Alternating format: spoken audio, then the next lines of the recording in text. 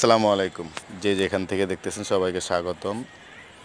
খুব কষ্টদায়ক একটা বিষয় ভাইয়া, দেখেন কি একটা অবস্থা।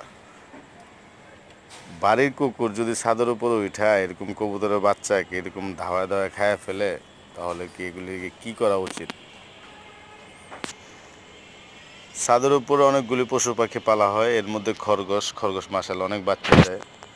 এই খরগোশের বাচ্চারে যাতে বিড়াল না নিয়ে যায় এর জন্য কুকুরের ছাদের উপর উঠাইলাম। দুইটা কুকুর আসছে, একটা বড় পালে আগের থেকেই, তারপর আরেকটা আনলাম শখ করে জোরেও নিয়ে ছাদের উপর থেকে, যাতে ঘোরাফেরা করে রাত্রেবেলা কোনো ক্ষয়ক্ষতি না করতে পারে অন্য কোনো প্রাণী এসে।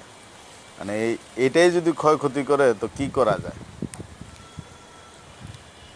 ও ছাদের উপর ওইটা কবুতরের বাচ্চা একটা বাপ্পার থেকে বেরিয়ে গেছে, একটু একটু উড়াল শিখছে, এর মধ্যে ও ধইরা দাবড়া দুবড়া দু তিনবার মুখে থেকে ছুটে গেছে, তারপরে দৌড়ায় ধরছে।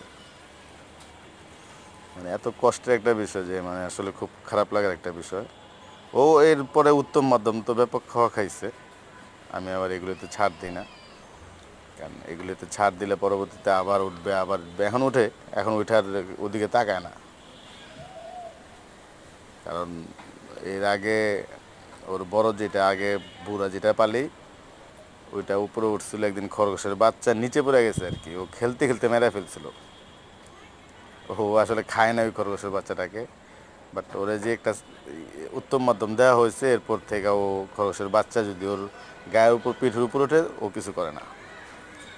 আর এই এখন বাকি উত্তম মাধ্যম ছিল বাকি ওরে দেওয়া, ওরে মোটামুটি দেওয়া হয়েছে। এখন দেখলে তো 100 হাত দূরে থাকে।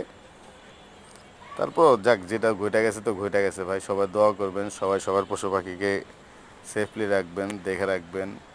সামনে ঝড় তুফানের দিন আসতেছে, আল্লাহ পাক যাতে সবার সব পশু পাখিকে হেফাজত রাখে, আমরা সবাই সবার জন্য দোয়া করি।